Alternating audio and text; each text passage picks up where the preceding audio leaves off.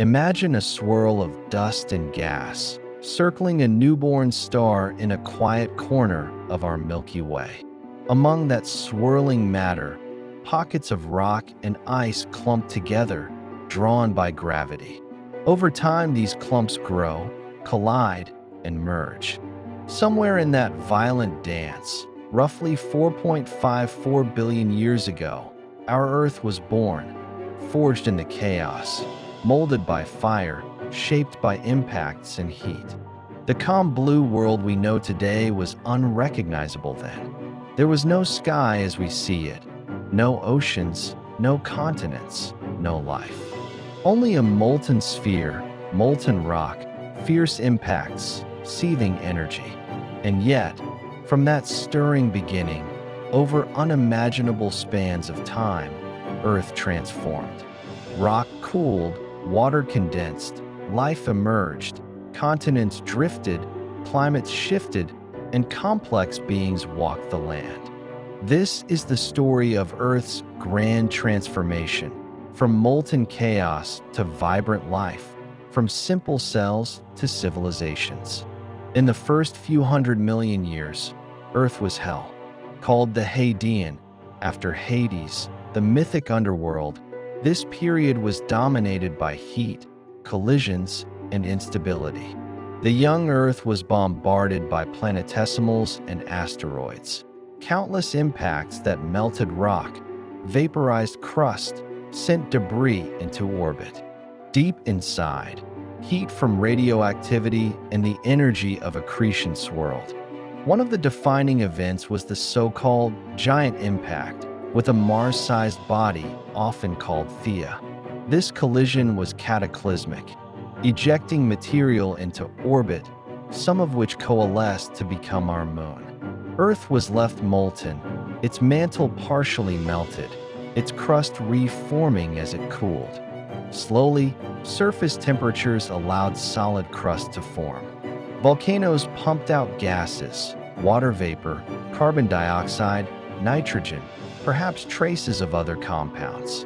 The thin atmosphere sheltered Earth, but the young sun's rays beat harshly down, solar particles stripping lighter gases. As Earth's surface cooled further, water vapor condensed. Rain fell, oceans formed, basins filled. The molten world hardened, ocean floors spread, early crust stabilized. In these ancient oceans came the first stirrings of life, microbial, simple, extremophile. Life that could withstand ultraviolet radiation, high levels of volcanic activity, and sporadic giant impacts still reshaping the surface. Though the atmosphere was far from what it is today, it was changing. Gases like methane and carbon dioxide held sway, producing greenhouse effects. Yet in the shadows, biochemical processes were evolving. Photosynthesis by cyanobacteria began drawing down carbon dioxide, releasing molecular oxygen into pockets here and there. Through time, Earth's crust thickened, tectonic activity began. Land masses formed, small, unstable continents. Volcanoes and mountain buildings shaped landscapes. Oceans teemed with microbial life.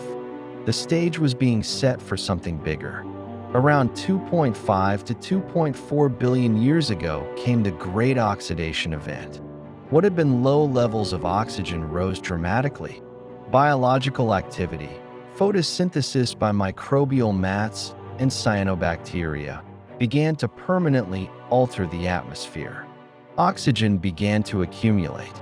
This shift enabled new chemistry, new energy sources. But it also triggered climate upheavals. Earth cooled.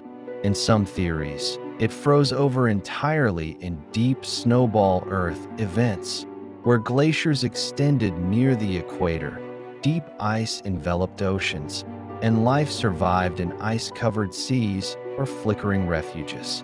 As oxygen continued to rise, the stage was set for more complex life. Eukaryotic cells, cells with nuclei, evolved.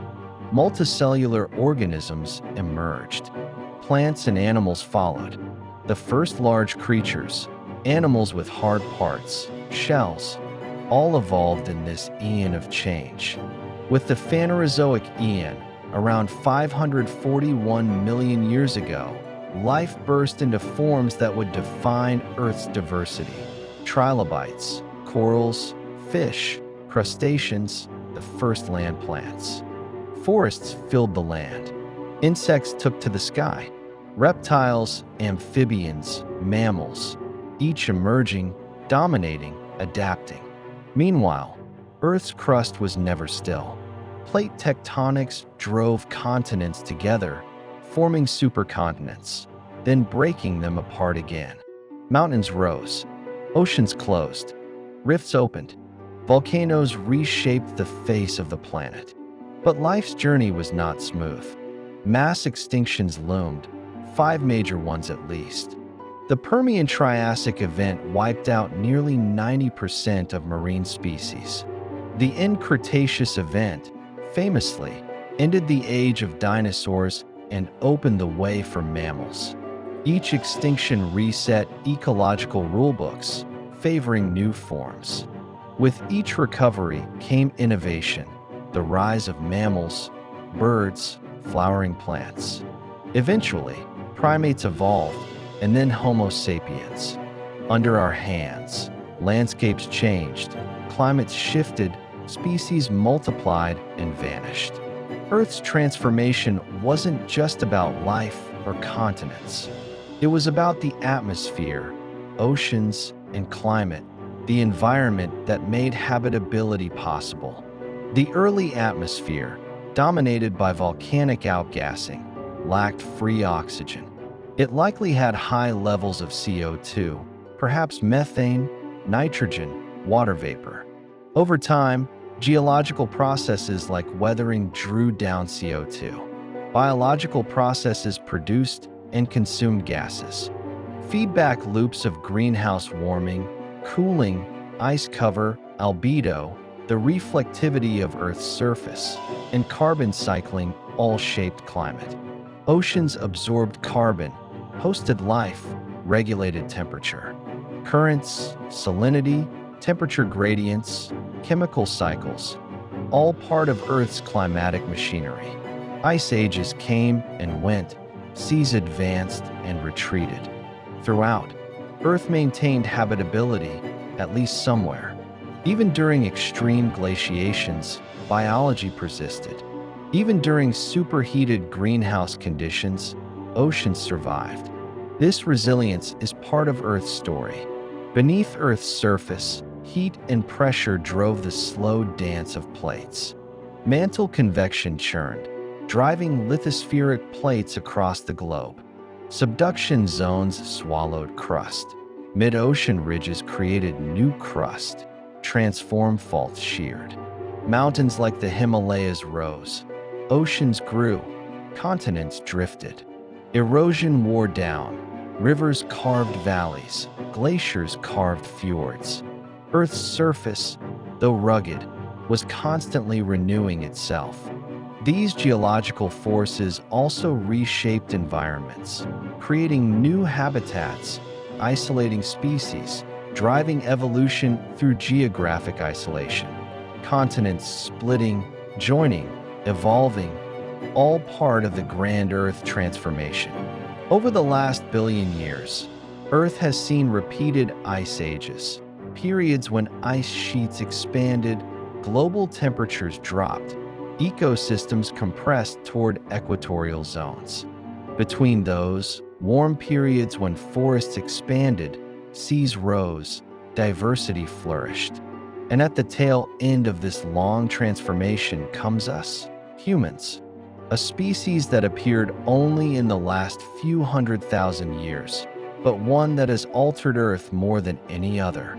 Agriculture, industry, cities, technology, all have reshaped landscapes, diverted rivers, burned forests, changed the chemical makeup of the atmosphere. Carbon dioxide levels have risen, climates warmed, ecosystems stressed. We are living in a new epoch, the Anthropocene, one in which human activity is a geological force. Our actions ripple through ecosystems, seas, ice, and atmosphere. But even in our short span, Earth's long history informs us, reminding us of resilience, fragility, and the limits of change. 4.5 billion years is longer than imagination. It is a tapestry sewn with fire and ice, life and death, upheaval and renewal. Earth did not become habitable by accident. It required improbable impacts, precise chemical balances, repeated catastrophes, and remarkable resilience. We are heirs to that history. The continents beneath our feet, the air we breathe, the life around us. All are products of Earth's grand transformation. Knowing that story is more than academic. It teaches humility. It teaches responsibility. It teaches that life on this planet is fragile, that its stability depends on countless processes we are only just beginning to understand. And as we stand at this moment, looking forward, Earth's 4.5 billion year journey can guide us. In preserving habitability, in respecting our planet, in understanding that change is the only constant. Because if the past has taught us anything, it is that Earth expects nothing. It rewards balance. It punishes hubris.